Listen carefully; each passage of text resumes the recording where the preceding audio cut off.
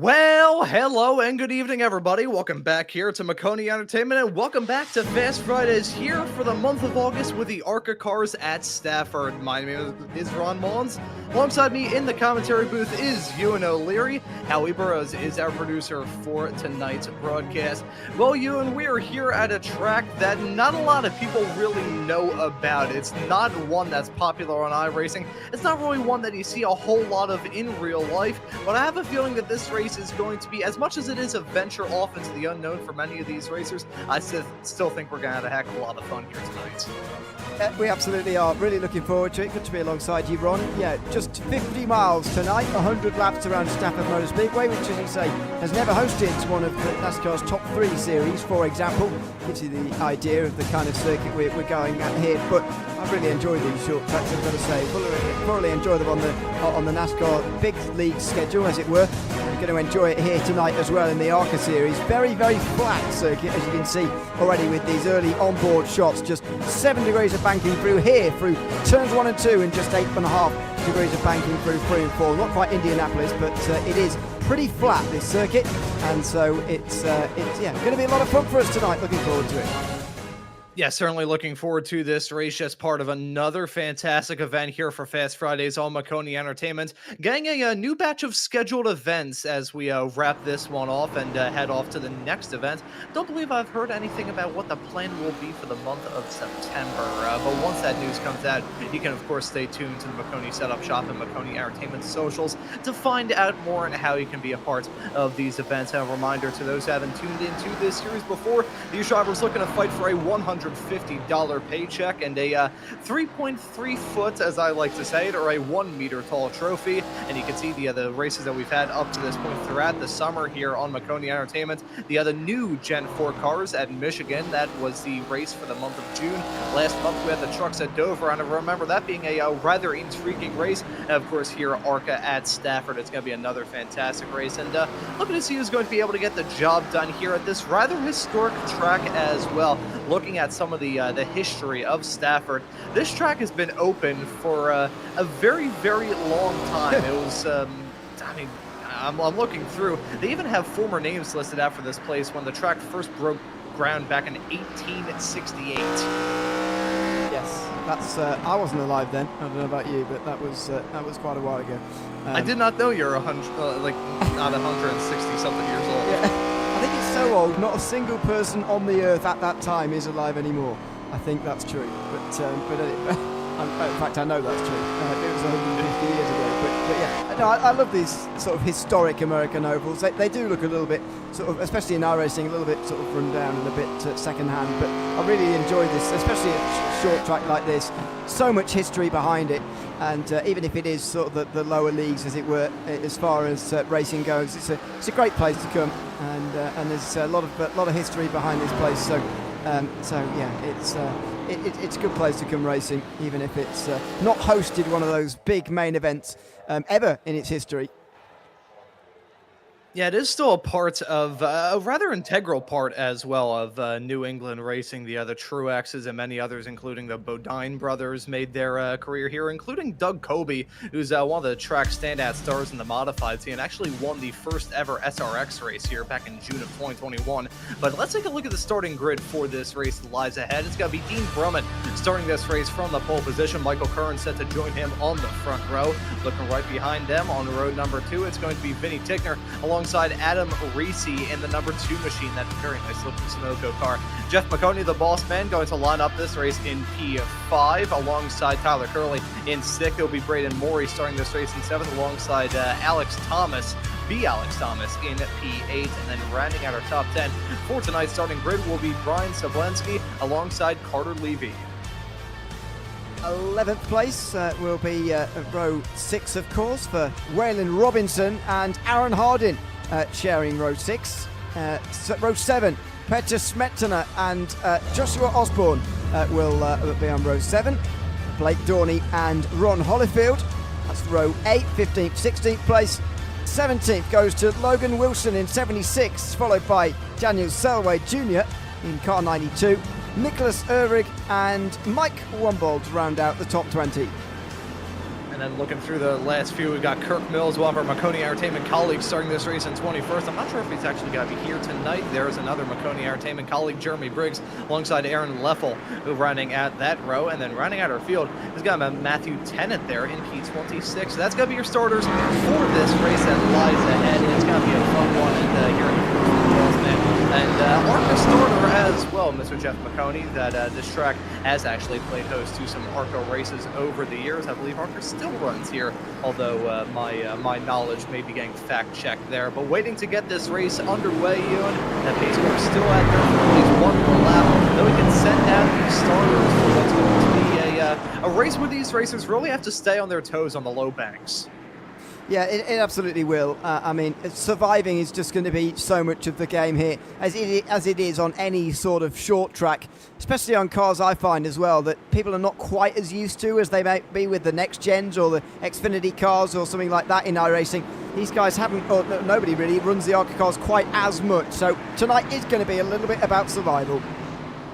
Yeah, that it certainly will. Just be there at the end of this race, and you could come out of it smelling like a rose as a green flag's at. The drivers are on their way, and we're racing here at Stafford. Pretty even keel start with both of our front row sitters, Kern and Brummett. Lead them off, heading down into turns number 1 and 2. Brummett clear them as they head their way onto the back straightaway, but this bull ring of a track hasn't produced any drama yet, keyword being yet. Well, absolutely. We get through the first lap at least with no trouble as they lead them onto the second lap. Dean Brummett leading the race ahead of Michael Kern at the front of the field. Oh, someone up in the fence up there. Carter Levy is one of those drivers dropping down the field. Yeah, Carter Levy not getting off to a good start at all. You can see that car driving around like a hoopty-rod as he heads his way down the backstretch off in a 3 and 4. What happened? I think he may have gotten the old bootscoon boogie as he headed his way off into turn number 1, but Dean Brummett still leading over Michael Kerr, and these two trying to break away as a side-by-side fighting still going on between Adam Reese and Vinny Tigner. The battle for third going to be intense. The battle right behind Coleman Curley and Maconi still going on right behind as well. These racers need to stay with it though, because if they start to battle too hard, we're going to see those front two really break away. Oh, 15 car just getting shut out there, Alex Thomas, and so down the inside. Alex Thomas coming down the inside. Tyler Curley's the one on the outside who just got shoved out wide a little bit there. Still side by side for third. It's extraordinary between Reese and Tigner at the moment. They're letting the front two get away, but this has been going on since the very start of the race, and we're starting lap 5 now. Still no chance of a winner really from that battle for third. Yeah, that battle for third still going to be intense with these racers. The 12 and the 2 have been duking it out for quite some time. Around this track, that high side, as much as they can keep some momentum rolling, not going to be a lot as we ride on board there, trying to get the 2-for-1 deal from Jeff Maconi. He cuts down to the inside for 1 and 2 and books his way through into third potentially. Now it's a battle with the 2 in the 86. Yeah, so Reese's still side by side. He's not been able to shake off the driver on the inside of him, whether that's been Maconi or Tigner. But now it looks like Jeff Maconi has got a bit clear. Now can he finally pull in front? Yes, he can.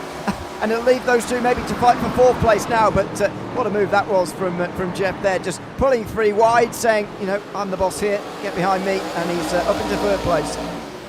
Yeah, nice to see Maconi running up there in third. I'm definitely not just saying that because we have a deal here at Maconi Entertainment. Every single time that we mention Jeff, he gives me one freshly baked sweet potato. Dean Brummett still leads over Michael Kern. The gap actually growing between those front two. Now about 3/4 of a second between the 8 and the 24. Maconi looking to try and reel in that gap. And all that drama and the smoke and the chaos going on in that battle for third, you can see how quickly it allowed those front two to break away. And it's not even down to the fact that they have nitrous in their cars or anything like that. At least nothing was called in tech inspection. It was just those drivers battling so hard. Oh, that's not going to work. Sideways, slideways from the 2. Oh, we've got 29 down in the grass as well on the front stretch with Stay Green, because it didn't spin all the way around in car 29, just about get away with it. But the field's starting to get a bit restless now. Oh, look, 10 crosses and a big slide of the crash. Crash for car 31 and in the, oh dearie me, we've got a caution through turns 3 and 4. It was car 31 that started it all, maybe even on its own actually, just getting away from him and slamming into the outside wall. Yeah, the 46, not very happy about that at all. Let's take a look at the replay to see exactly what went wrong. It was a lot of drama and chaos as they had their way off through there. The 31 overcorrecting big time, the 50 piling in suit, the 7 spun the 29, and all of that drama. I'm not sure. It looked like instead of a Walmart on Black Friday. That was a lot of different things going on at the same time. For sure, I witnessed a couple of murders and crimes for sure. That's a 31 trying to sweep around the outside of the 85. Small little bit of contact, overcorrects it, bang into the outside wall he goes. And the 59, really nothing he could have done. The 46 just T-boning into the side. And clearly those two were not happy with each other at all. As we actually take a look at the moment that went on earlier on in this race for the number 20 of Carter Levy. He had a pretty big impact into the outside wall through 1 and 2. We noted it at the time and saw that car driving around like the wheels were bolted on sideways, and clearly not much else he could do there. This was at the very, very start of the race, and not assistance into turn 3. Here we go out of 4 though. It's where it's going to happen. Where is it? Oh, there's a bit of a scrape on the outside wall first of all. And there we go, there in front. He just has to swerve to avoid the 7, which just got caught up in front. The 7's Braden Murray, by the way, just had to avoid that and put himself straight in the wall. Well, take a look at the moment involving the number 12, the P12 run, I should say, the number 29 of Patterson Montana. Let's take a look at this as a contact went on right in front. Nothing he could have done. Mix of running into the back of the 15, the 7 running into the back of him. Quick little loop-de-loo into the infield grass. Thankfully, though, in the world of iRacing, you won't run into the same problems that they usually do in real life. One quick trip off into the grass, and your splitter gets turned into sheet metal linguine. But we were able to get away with one there, albeit a quick yellow gun come out with a decent amount of laps already on the board. That was a decently medium-sized green flag run to kick this race off. Was not bad for a first run. Just over 10 laps, just over 10% of the race distance already. You know, and that's only knocked off in what, 3 minutes? Well, not 3 minutes, sorry, 5 minutes. So yeah, but very quick pace at the front. Dean Brummett certainly showing that he has the good takeoff pace in the opening 10 laps of a run, but of course a number of different scenarios are different this time round with lap 15, already 15 laps done. A bit close to the end of the race. Let's see how this first restart goes. Yeah, here for the first restart of this race. It was a quick first 10 laps. Let's see how it goes on the first restarts. We're back to racing. Grumman immediately jumps up to the high side. Think he may have gone away with one there. He switched lanes after he crossed that start-finish line, so I don't think we'll see a black flag there. Curran and Maconi, they're going to battle for P2. Open to not see a repeat of what we saw in the first stage of this race, where those two were really starting to pull away. Maconi trying to give him hell. Is down the inside. He's going to go off into 1 and 2. Curran stuck on that high side. As I said not terribly long ago, the low banks around this track really going to make that inside line the preferred line, and Curran certainly proving that as he slips behind in third. It's more single file at the front this time. That much is very clear here as the top, almost 10 actually, of this field gets single file early on. It's back in the pack where the battling is. That's Joshua Osborne too high through 1 and 2. That's what happens when you get out of the groove a little bit. You really want to be down the bottom there. You certainly don't want to be up against the wall. Yeah, that you certainly do not want to be. I gotta say one thing as well about this track. So many different kinds of walls around here. You got Armco, you got concrete, you got the 3 feet of hope, as I like to call it, the small little bit of safer barrier on the outside, turn number 1. An odd amalgamation of many things around this racetrack, but we've got a good one here right now. Brummett still leading over Maconi, over Curran, Vinny Tigner, and V. Alex Thomas ran to add your top 5 as it stands right now. So we take a look at a battle. That's a 28 of Smetana. That's a battle as it stands right now for P8 with Adam Reese, your at 1 point P2 runner, trying to get involved in all that as well. Look at the 7, always aggressive as Maury. Yeah, that's this is a problem early on in a run like this. If you just get out the groove a little bit, you could get a freight train down your inside. Oh, that was close again. I think Maury thought for a moment that he might have been clear from Aaron Harding, but he certainly wasn't. 28 still on the outside there. As further up, there's more looks to the inside from Tyler Curley, looking to regain some of those places again. And speaking of getting cleared, 7 car is now clear of Braden Murray into 9th. Yeah, so as much as up at the front, these racers are deciding to take it easy. A little bit farther behind it is absolute pandemonium. We jump now to this battle briefly with Jeremy Briggs, and I believe that was Nicholas Uhrig that were battling for P14 as it stood at the present moment. But we still look through at the front. rather smooth, rather calm, clean, and collected at this point of the race, but I jinxed it. It's a yellow for Briggs. Yeah, that's 48 in the wall. The driver on the lead. Sorry, second last. Oh, no, he is the last driver on the lead lap. Spoke too soon. Here he is out of 2. With, a bit of contact already. Out of 2. Oh, no, and you can see the crash course there, can't you? 48 eventually losing it on the way to 3. Carfall's team was pretty out of shape as well. That was Nicholas Uhrig who was battling with him there. I love the fact that I said, hey, these drivers were keeping it clean on this restart, and then literally, I think a half a second later, the yellow came out. And of course, it's for Maconi Entertainment, Jeremy Briggs. I may have to apologize to him before we get up and rolling for the Friday Night Lights Xfinity Series show coming up tonight here on Maconi Entertainment. That will be the action from Portland, as I think I see some drivers making that call to come down pit lane. Interesting stuff, some split strategies coming. I wouldn't even say early at this point. That's someone off into the grass. That'll probably be a black flag for an unsafe pit entry. I was going to say early off into this race, we're already a quarter of the way through it here, Ewan. Yeah, exactly. So you've got to start thinking about these things. I mean, we've seen a lot of drivers come in there. Only the top 8 stay out, along with Matthew Tennant and Carter Levy as well, who stay out, but they're already laps down. Tennant will get the run round the outside the field, and he'll go back onto the lead lap again. And he'll restart down towards the back end of the field here. But yeah, that's a lot of drivers. Look at that. Look at the last pit stop laps there. Lots of drivers in. Logan Wilson, the best placed of those who pitted in, although he didn't come in under this caution. He's up to 5th, so might be worth just keeping an eye on him on this restart. How much of an advantage is it going to be, those 13, 12 lap fresher tyres? I don't suspect much, to be honest, but we'll see. We'll have to find out on this next restart again. And hearing from the production truck that Logan Wilson may have only took 2 tires on that pit stop, but frankly, it doesn't matter how many tires he took. He's got flames on his car, so that is already helping him out in this race. We'll have to see what that driver of the number 76 car will do come time for this restart here soon. Waiting to see if those lights will turn out on that pace car and get this race back up and rolling. There are the lights, so we're going to have Maconi and Curran making up your front row on this restart. It's going to be Tyler Curley slotted in P3, Adam Reese, who's had a rather entertaining race, shall we say, going to line up in 4th, but Logan Wilson, as you pointed out, you and Gubby, it's the top of the cars to already make that call to come down pit lane. Yeah.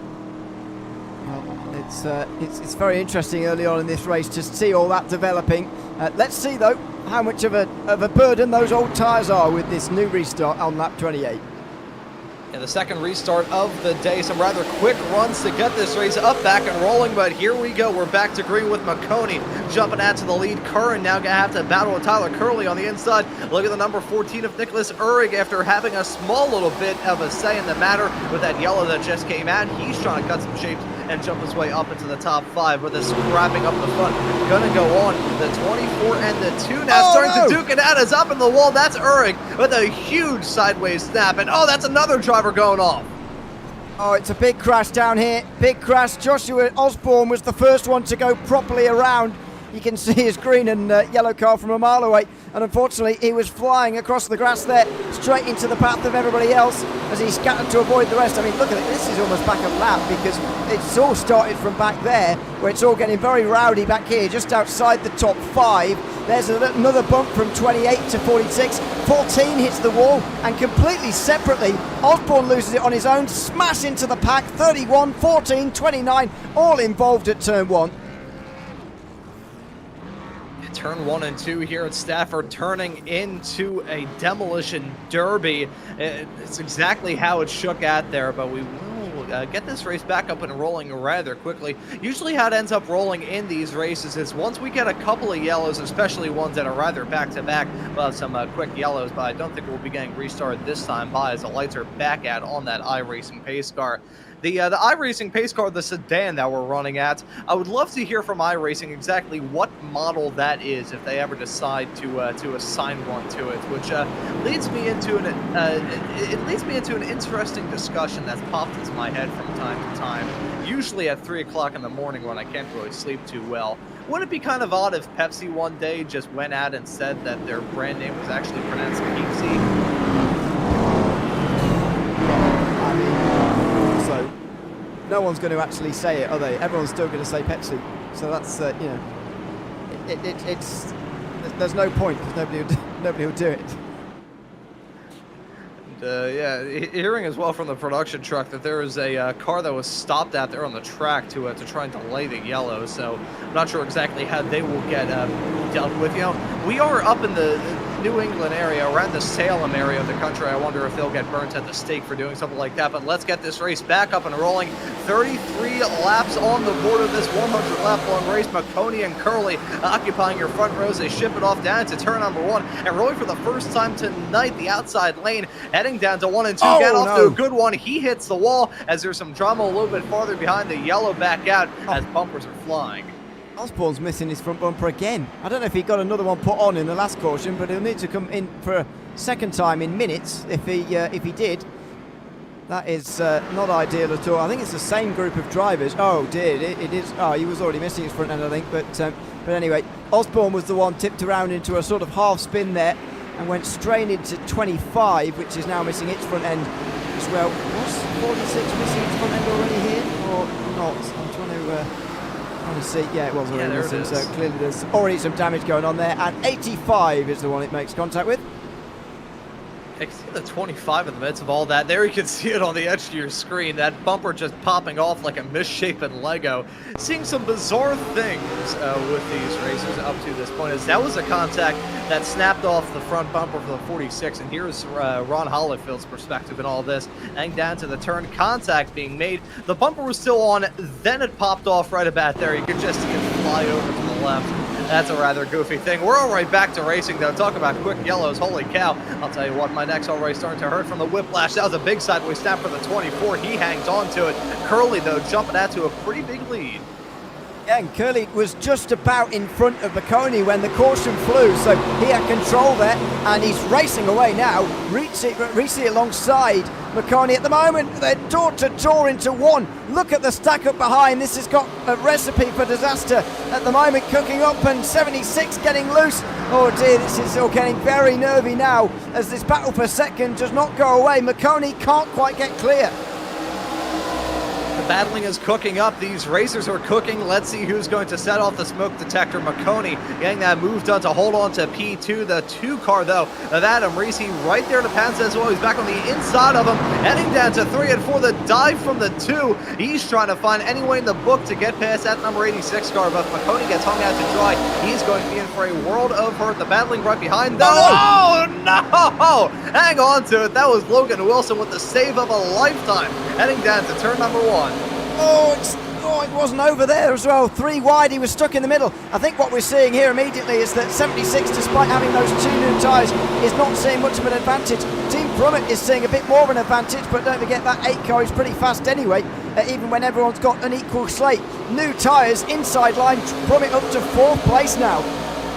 And it should be noted that the top 3 have yet to come down pit lane, so if they start to struggle, that could be part of the reason why that is the case. But looking at the 18, the 28 slapping the wall. A pancake hit as he comes out of turn number 4. I don't think concrete tastes as good as pancakes, so I'll be completely honest. The 18 of Alex Thomas holding on to that final spot inside the top 5. Look at the 2 of Adam Ricci really starting to wiggle around. That 2 car has been rather sketchy to keep eyes on ever since the latest restart that we've had here. But as we get to the halfway mark, oh, as that's drama with the 76, he's spun up against the wall, nosed in first. The yellow does not come out for that as he's back up and rolling.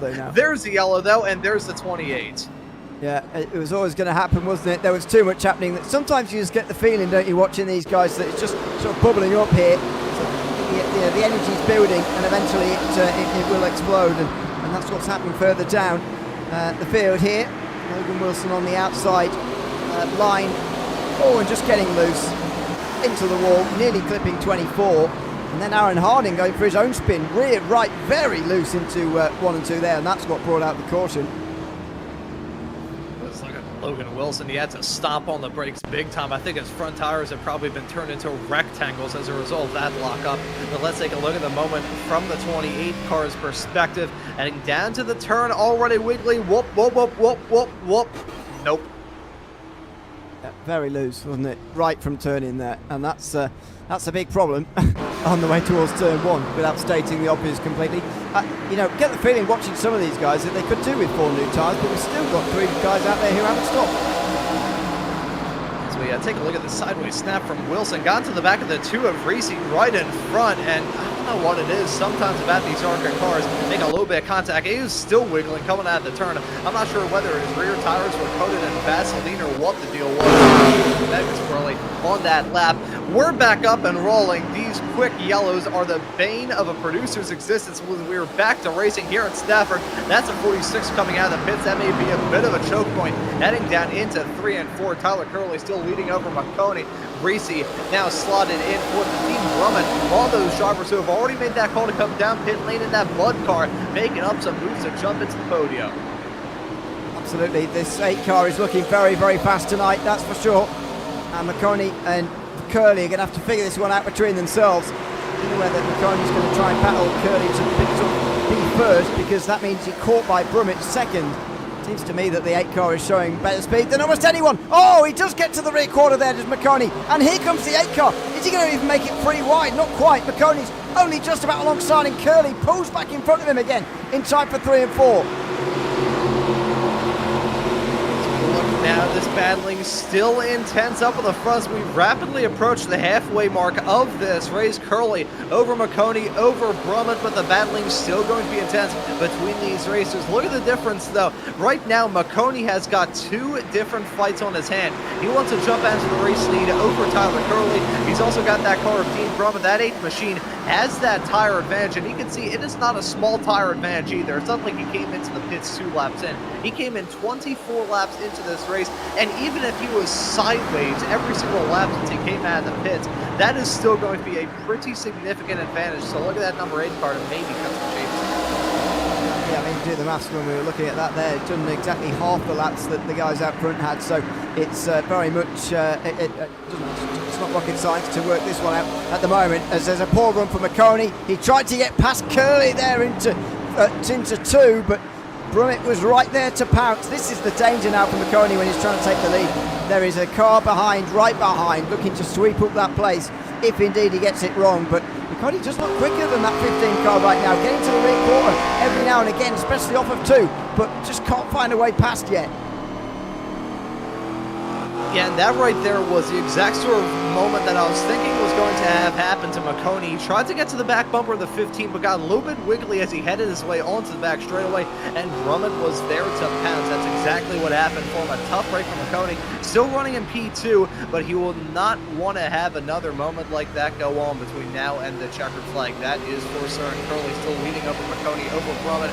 These front 3 not really breaking away from anybody, as Alex Thomas in the number 18 machine right there to pounce as well in 4th, and even to look a little bit farther behind, it's still close, as I think, Tyler Curley, he briefly blinked in and out. The UFO's coming out here at Stafford. And that's not going to help Maconi as well, especially when they're, well, any of them actually, because they're running so close together that always just makes things so much more dangerous as he reappears back onto the racetrack. Hopefully that just levels out a bit as he continues to lead here. This is a good fight for the lead right now between these guys. Maconi trying to find his way past. Brummett has definitely found these 2 as a bit of a stalling point here, as that is Vinny Tickner coming through on Adam Reese there in the 12 car. Tickner also on some newer tyres than Reese, who's the last of those now who hasn't stopped yet. And seeing as well, I don't think we really drew attention to this. Joshua Osborne in the 46 car picked up a black flag. Fitting that he had the Days of Thunder livery on his car, because he hit everything apart from the pace car, so he's out of this race. Currently slotted 19th. Tyler Curley still holding on to the lead over Maconi, over Brummett. But I think right now the battling between these 4 may get broken up. If we do have a yellow, I'm sure we'll probably make that call to come down pit lane, but even if we have some green flag stopped, that would certainly be a detriment for the other 2 cars. That would be a very tough road ahead if that were to be the case. But now that they've got some lap traffic to mix it up as well, that may be the push needed for at least one person to break the stranglehold that these 4 are currently in. Yeah, I think so. I think it might just provide that one opportunity, and that's all you need really in any sort of race really, whether it's road racing, over-racing. When you're running single file like this and it's kind of hard to overtake, you just need that one little bit of strange activity, whatever that might end up being, just a little bit of something going a little bit wrong, and you can take advantage of that. And Brummett certainly seems to be the one most willing to try to take advantage of it. It's already got two there, looking on the goal, can't get through again. This would be a frustrating place for that 8 car to be in. Yeah, that 8 car is really locked between a rock and a hard place right now. You've got that 86 of Maconi, who's going to try and do everything in the book to get past Curly, but those two not really able to cut the shapes that they would want to. They can't really move those cars around too terribly quickly. I think I said not terribly long ago in reference to ARCA cars. You know, I would probably say they're in the bottom 5 in terms of quick steerers on the iRacing platform, which I say that knowing fully well that there have been so many cars to overcorrect themselves, heading off into the turns that just take a one-way head-on turn to the outside. But no, Curly and Maconi on those frankly ancient tires, now 60-lap-old tires on those cars as well. Man, I'm not sure what General Tire makes them. They're either screaming in agony and worn down to the canvas, or they are made out of some sort of space-age technology material. Making him sort of look better than he is, maybe, out front at the moment. This is, you know, proving in a longer run like this, and this is the longest run of the day, if I'm not mistaken. We're approaching 20 laps now. It's, you know, difficult to overtake when you're so sort of set in your ways almost. Even that bit of traffic we just negotiated there a couple of moments ago couldn't shake this front two especially. So I think these guys are just making it look better than what it is at the moment. Can't see, oh, and here we go. 7 cars in the wall, Braden Murray's in the wall, and the caution's out. I wonder now whether we're going to see a lot of stops now. Let's see, holy cow, that was a long running incident. Those two took multiple swipes at each other. Trevor really started about a half a lap prior. You can see that number 14 car low. They nearly made contact, they being the 85 and the 7. 24 had a pretty good perspective in all this. Contact being made at the turn, the 85 goes around, then the 7 gets in touch, and that was those two drivers having a saw at the wheel to even keep them remotely on track, and eventually you just lose it. That's the sort of deal that you've got coming out of these turns, but here we go. We've got some pit stops, and as you predicted, Ewan, pretty much everybody making that call to come down pit lane. Well, we've got some people staying out, though. Kurhan, Smetana and Wilson all stay out on the racetrack after they pitted under the previous caution, by the way. 2 tyres for Tyler Curley, Alex Thomas and Adam Reese, who's only been in once tonight, by the way, but he's taken only 2 anyway, so his left sides have done the whole race, and they probably will do the whole race. From then on back, it's 4 tyres. Brummett got ahead of Maconi, and who was leading a moment ago? We've seen him completely disappear. Oh, sorry, yeah, Curley is one of those taking 2 tyres, so he's also in that camp of left sides doing the whole race. And you know what I said earlier on about those tires being made out of tungsten? Left side tires for the entirety of this race, I think, kind of proves that theory in a certain way. That is going to be a marathon run through this race to try and do that. 35 laps left to go here tonight, Maconi Entertainment, and as we are under this yellow flag period, looking to get this race restarted in just a couple of moments time, we'll let you know that as we get to the end of season 3 here, season 3 of 2025 on the iRacing platform, still have a lot of stuff to look forward to day in and day out, week in and week out. Coming up later on this evening, we'll be able to see the action from the full-length challenge Friday Night Lights Xfinity Series. They're going to be running out Portland, the second to last race of the regular season. Some playoff spots still on the line there. FLCC going to be running at Darlington, door-to-door at Darlington as well. The Formula 1600 is going to be running at Aldershaven, and Racers Elite going to be running at Stafford as well. If you want to stay tuned for all the action, hit that subscribe button and the notification bell so you never miss out on any of the racing action. But here we go, back up to green flag racing, and that's a big jump there, a slingshot launch from the 24 of Curran. That's a very good start, and if this battle for second, oh, it's not going to continue. The caution comes straight out. They all crash into turn 1, and Jeff Maconi has got the worst damage of the lot. Oh, and you could see that front right completely snapped off of that car. Let's take a look at this as we're focused on the drama at the front. Maconi really going to get the short end of the stick. Thankful to say we've got some faster parents, but the boss man not going to be very happy about this at all. A bad restart there from the 15 really stacked them up with 3-wide action, the 82, and that was a big hit there. And look at the 48. That was Jeremy Briggs piling into the midst of all that as well. Nothing that he could have done, and Maconi really nothing that he could have done that incident either. Yeah, and you talked about the different types of barrier that we've got around the outside of this circuit. It's certainly not a modern, safer barrier circuit, is it? Some of these ARCA barriers and concrete walls are sort of exposed to a crash like that, and it's actually done more damage to Maconi than it otherwise would have. Quick caution though, and we'll be back underway. Very quick yellow and about to get this race restarted. They're bumping big time through the restart zone. Curran not getting off to a great restart though, at least compared to the previous ones. Matana looking to fight back on the inside as well. Holy cow, look at these racers as they fan out. Oh, holy cow. That was the 76 of Logan Wilson. The 15 going for the dive as the 76 goes for the spin. He collects more cars involved in all of that action as well. That's a 12 of Vinny Tigner around. I mean, as soon as I saw that moment heading down into turn number 1 and 2, I knew that's how it was going to end. This is short track racing, isn't it? Curly was getting impatient here with 76. You can see it immediately. Needs to go now. Goes for the apron and actually doesn't actually make any contact in the end. The hammer blow was dealt by those rear tyres on that 76. That was basically a Bluetooth spin there with the 76 with a 15 on the inside of him. I mean, I would be scared too if I saw an ARCA car. It may not be as big as an extra car, but it's not a light machine either. If I saw a car coming down the inside of me like an Exocet missile, that was a dive and a half from Curly. If that ended in absolute disaster, even more so for him, he probably would have felt like Curly from the Three Stooges. But no, that was a masterful maneuver heading down into turn number 3 and 4.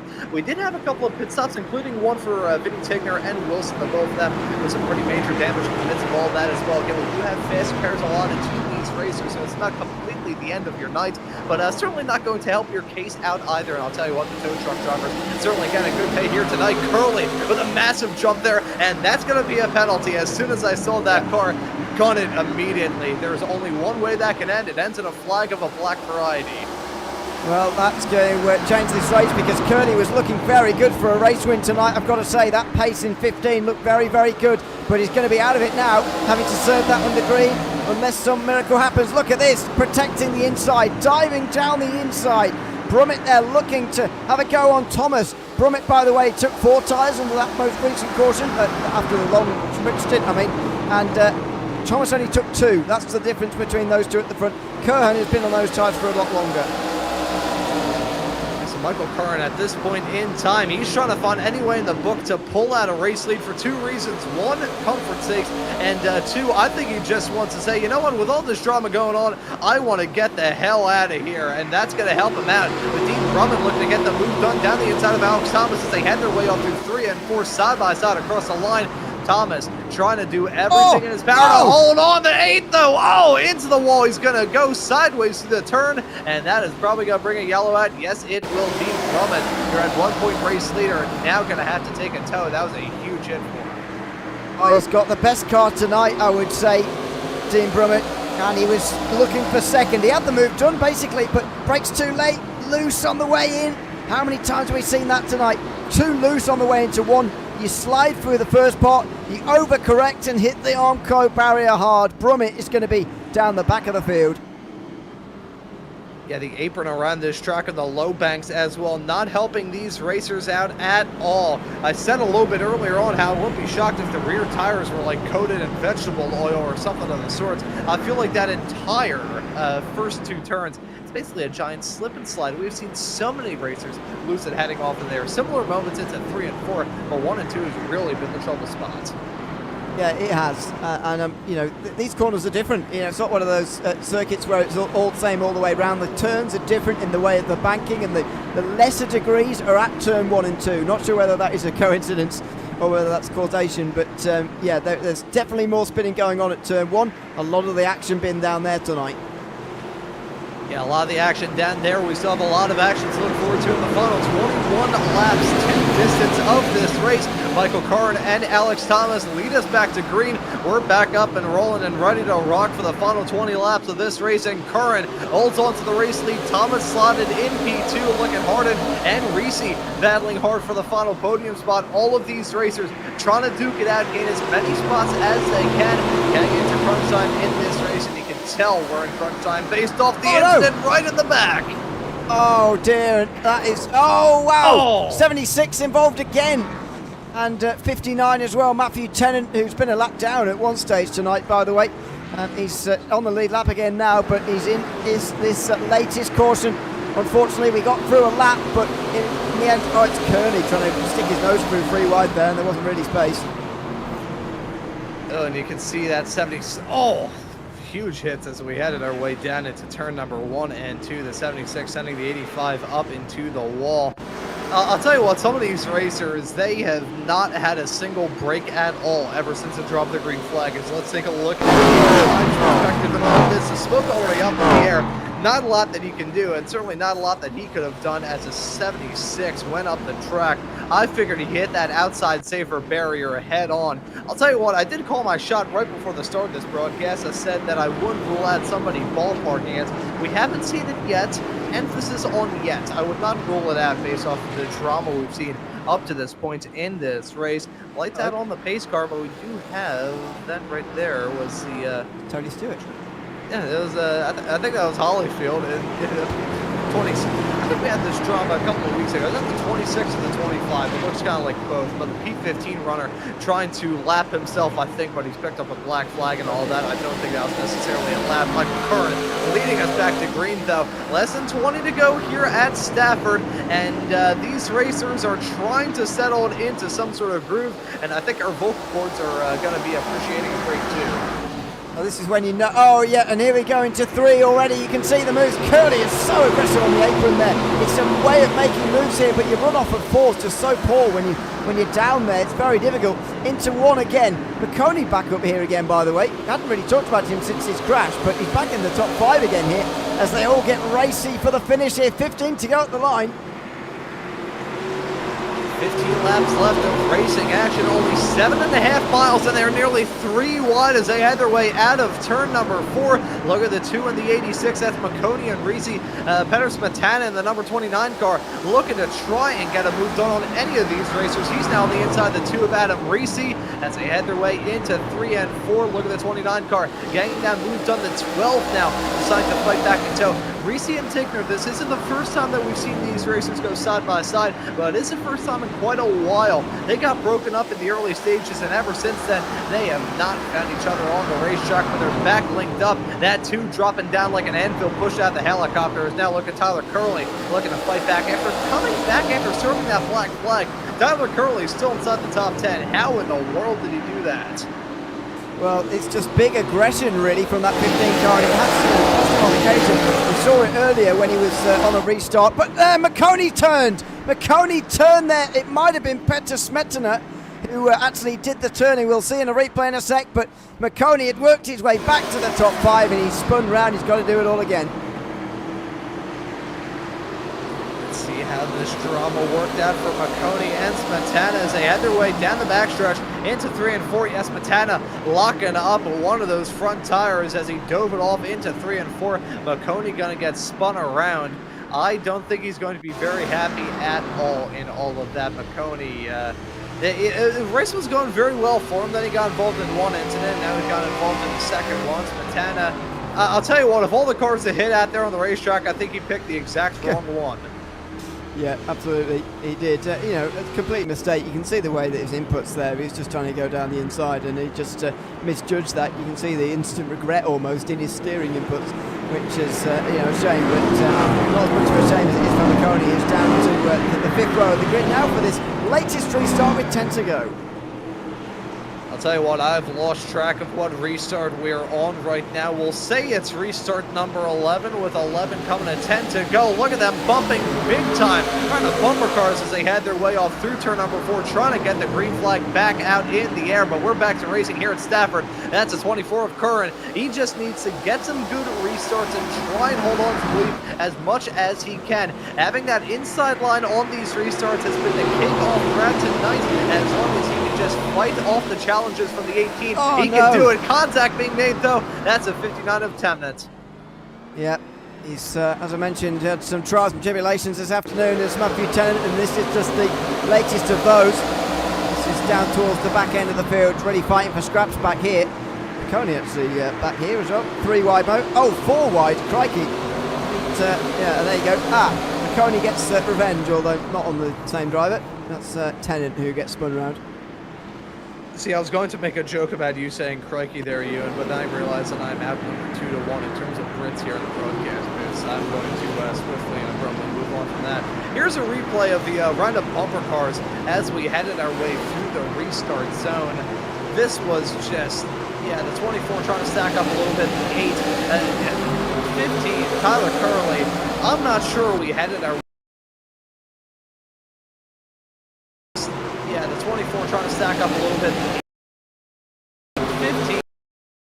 I'm not sure what sort of gasoline he poured off in his Fruit Loops this morning, but he has been amped up for this race.